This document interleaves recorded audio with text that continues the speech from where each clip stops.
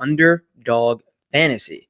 Get up to $1,000 deposit match when you sign up at underdogfantasy.com. Promo code SGPN. Actually, that's promo code GOLFSGPN. You can listen to every podcast episode on this network for free by going to the App Store or the SGPN feed. Get it wherever you get your podcasts. Circa.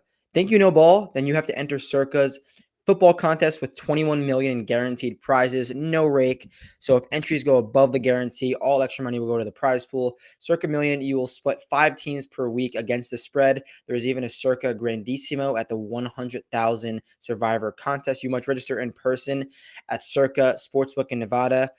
Great excuse to book a trip to Vegas.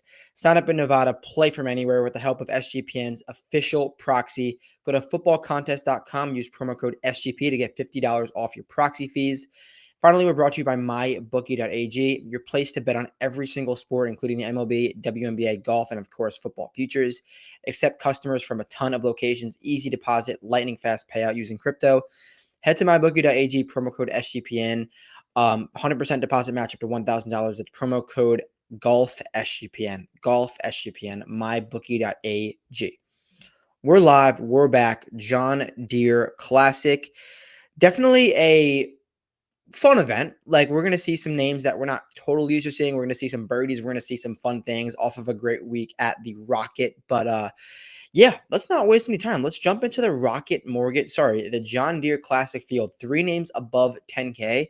Let's pick one of them. JT Poston, Ben Griffin, or Jason Day. I was objectively out on Ben Griffin last week around, what was he, like middle of the 9K range. I thought there was great pivots. And while he finished for a tie for 13th, it wasn't like he didn't pay off. It wasn't like he did pay off. But this week, I think he is the option in this 10K range because Jason Day has done nothing to be the highest price golfer in this field. I guess you have to price someone as the highest. But like looking at the betting numbers, Ben Griffin is half of his price. Ben Griffin's around 15-1, and Jason Day is around 30-1. I don't know why. I don't know why they chose Jason Day to be the highest priced guy. And I don't think Ben Griffin is going to be so chalky that he's like a total fade. Someone from this 9.5 to 10 range is going to finish at the top 5, going to get into the mix. And there's no reason why the most confident man on earth, Ben Griffin, can't be that guy. I mean, like looking at his stats the last 3 months of the year, in that time range, it's just all green, great ball striking, great confidence, great putting.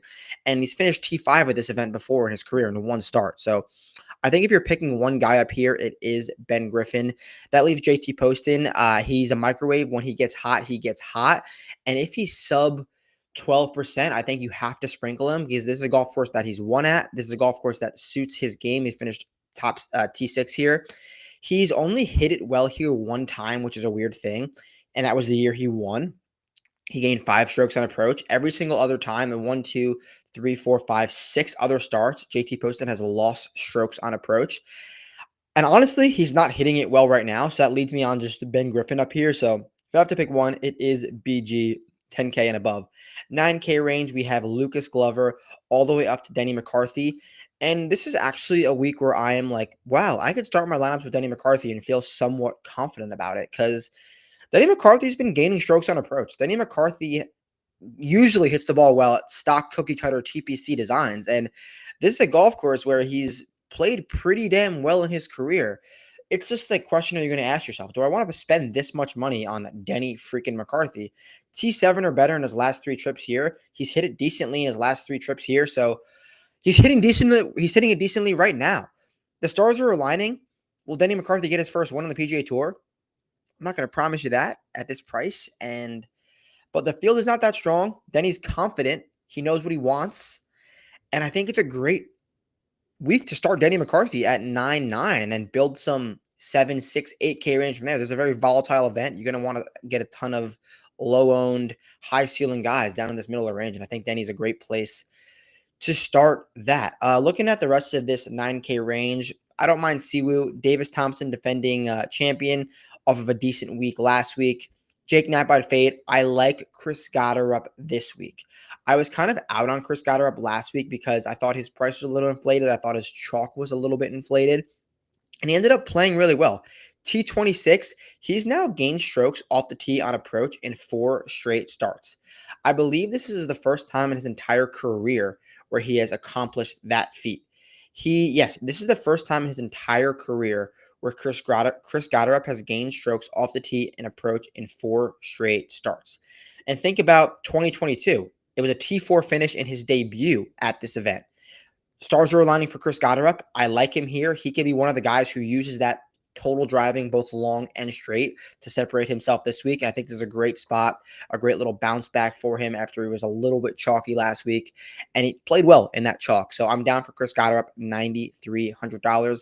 Sung J M, I'm generally out on, but at this price in this field, I think it's you can't go wrong because you can backdoor a T3 as well as anyone. So I'm down for Sung J. I'm definitely going to avoid Michael Thorbjornsen. He makes all the sense in the world. He's got a great finish here last year, but he's going to be probably the most chalky guy in this field.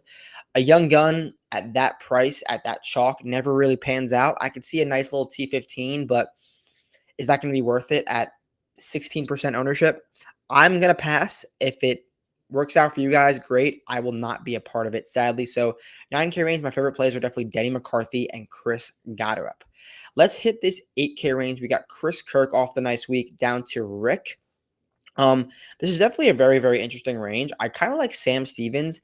The stats aren't going to really light it up for Sam Stevens, but I know being in the Sam Stevens camp that he prefers a golf course where you long and straight driving, just straight driving in general is rewarded.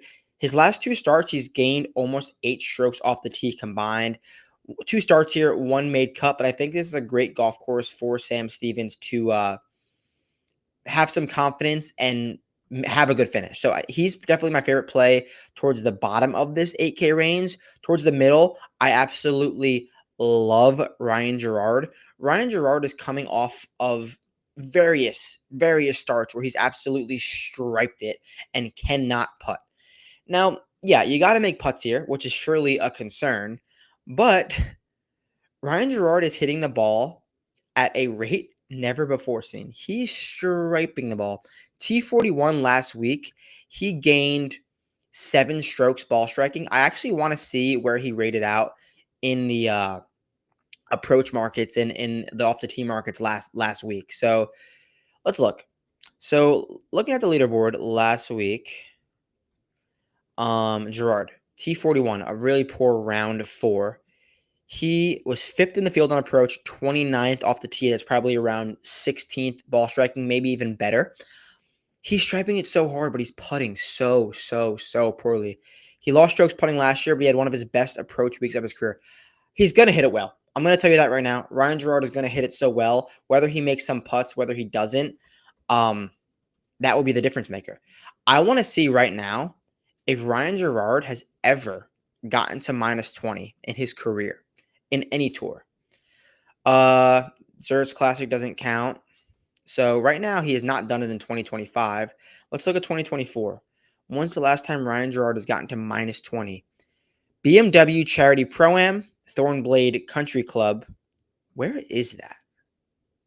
Spartanburg, South Carolina. He got to -26. That's a skill. He did it also on the Corn Ferry Tour, and the Corn Ferry Tour is a great barometer because there's guys like Will Zalatoris who, even on the Corn Ferry Tour, they were not able to do that. So at least we know Ryan Gerard has it in the tank. I do like him.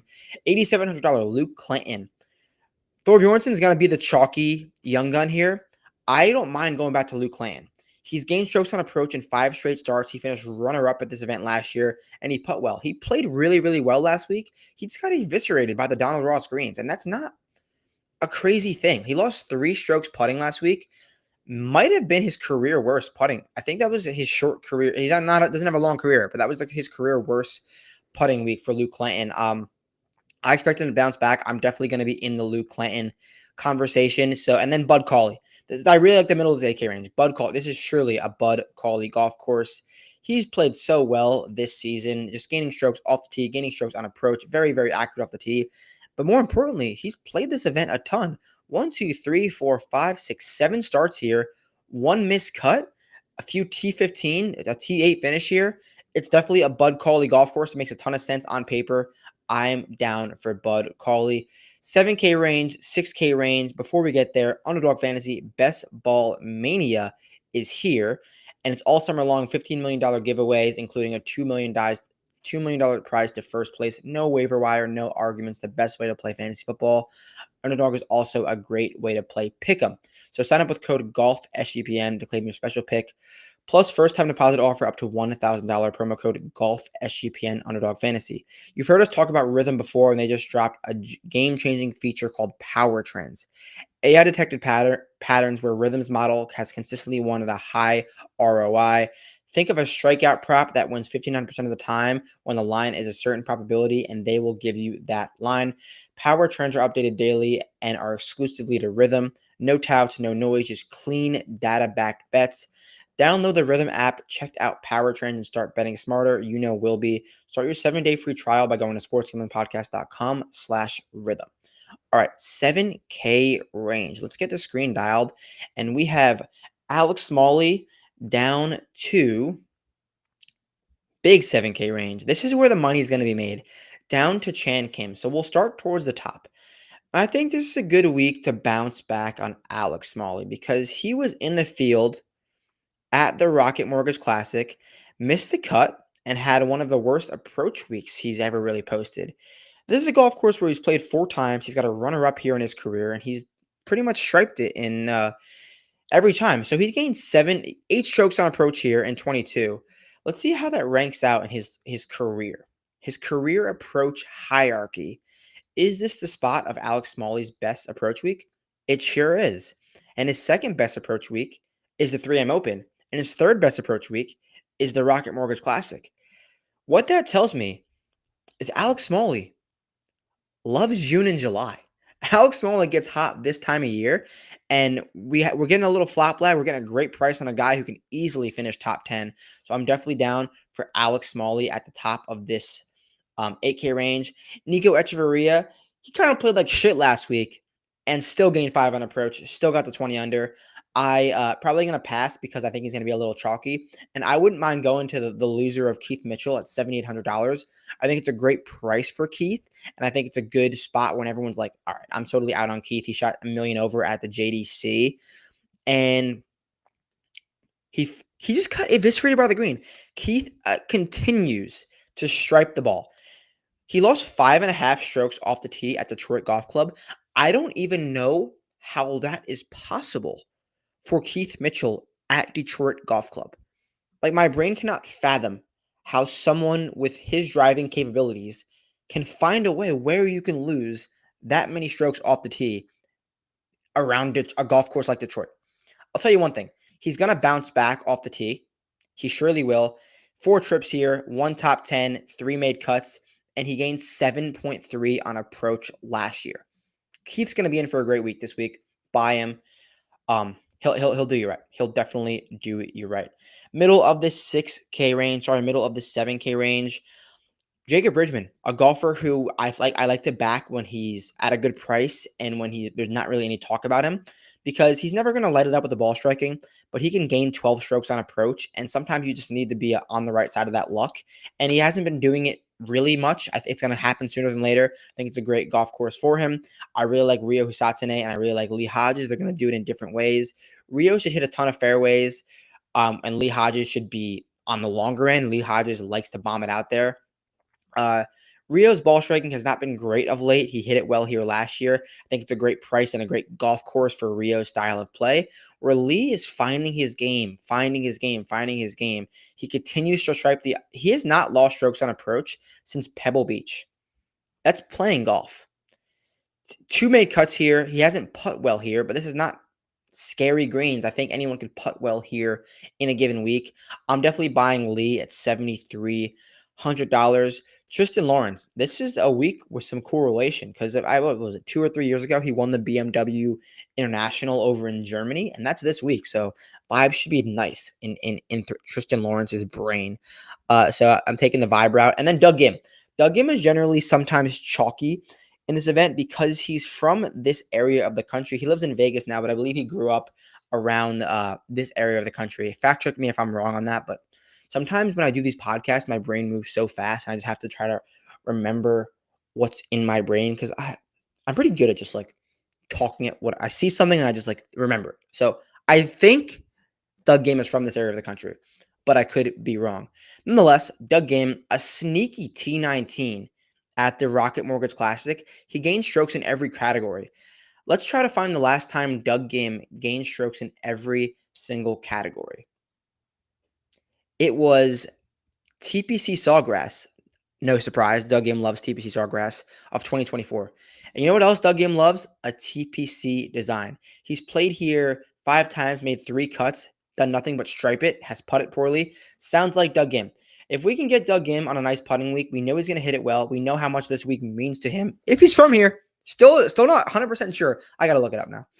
Where is Doug Gim from? Imagine it says like New Orleans. No, he's from Des Plaines, Illinois. We are playing in Silvis, Illinois. So I knew I was right. Just be confident in yourself, Matt. You know what you're talking about. So with that being said, Doug Gim, 70. What is he? 72. I think he's a great play towards the bottom of this 7K range. And then also towards the bottom of the 7K range, I like a few names. Austin Eckroat, high ceiling golfer, multiple time PGA Tour winner. And he's kind of finding some things now. Looking at Austin Eckroat's profile, he's now gained strokes on approach in 2 straight starts, and they are no easy gains. They're plus 5.5 at the Travelers, plus 3.5 at the Rocket Mortgage Classic. Those are the Eckroat gains we need to see. And this is a golf course he's never seen before. But when you think about TPC Deere Run, it asks Austin Eckroat the questions he wants to answer. So I like him a lot. And I want to take a look at Max Homa. He's very unserious, pretty bad at golf, but he's finally playing really weak field events, which he hasn't done the last year and a half. He finally gained strokes on approach in his missed cut. He's played here twice, made 1 cut. I just think the pieces are being plugged. We're seeing more green than we usually have. The last few months, we're seeing more green than we had the last year.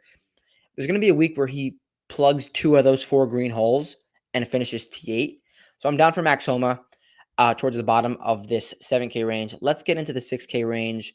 Before we get out of here, Quade Cummins is a guy who generally hits the ball pretty straight off the tee. That's what you need to do around this golf course. I'm down for Adam Schenk. Adam Schenk's played here, I believe, 6 times. He's got multiple T6 finishes. He's a Purdue Boilermaker. He's from this area of the country as well. This event means a lot to him.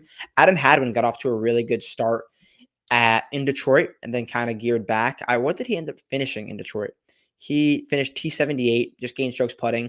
But this is a golf course that Adam Hadwin should feel comfortable on. T18 and a T8 finish here in his career. He's hit it well here before. Definitely a golf course that Adam Hadwin can take advantage of for his skill set. Towards the middle of this 6K range, no real names that I want to really touch on. I think Mac Meisner is a good player who can gain strokes across the board. Mac Meisner, I used to call him a mini Xander Schauffele because he would, even when he was playing bad, he would just be around average in every single category, which tells me that his ceiling is high and he's just an overall good golfer. So I do like Mac Meisner. Ben Cole's also generally very accurate off the tee. I don't like Justin Lauer this week. I know I talk about him a lot, but I do like one guy towards the bottom of this range, and he is on the thumbnail for a reason, and that's Kaito Onishi. You might not know the name, but Onishi is a Korn Ferry Tour winner. Onishi is a golfer who's generally very accurate when he's going well. And this is a golf course that is no more than a Korn Ferry Tour event on a Korn Ferry Tour golf course. He made the cut last week, so that was his first made cut since Corrales. And the last time we were on Kaito Onishi was his first made cut in his PGA Tour career outside of his sponsor in Japan. That was a T42 at the Valspar. We're going back to Onishi this week at 6K minimum. If we can get that guy at 6K minimum to make the cut, you go with Ben Griffin, you go with Denny McCarthy. Let's see what that build. Let's build a lineup now.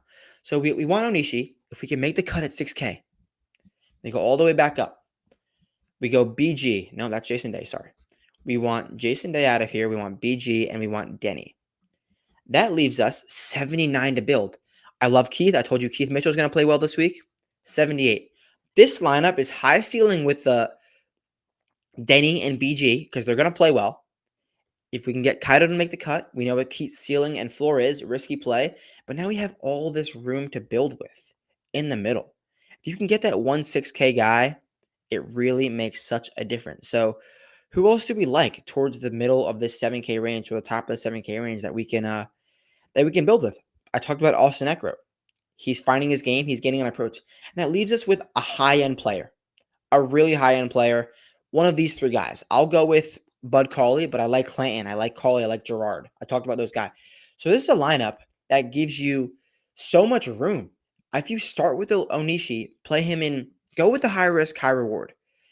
Is it going to work every single week? No. But if you can have that one little guy that's 3% owned, less than 3% owned at such a cheap price, gives you so much leeway to build. If he makes the cut, you're in for a great week. So mess around with him. Mess around with the rest of the lineup. That wraps it up. We have the betting show Wednesday night where we're coming off a 90-1 collab winner. Catch you guys then. Any questions? You know where to find me. Always, always, always. So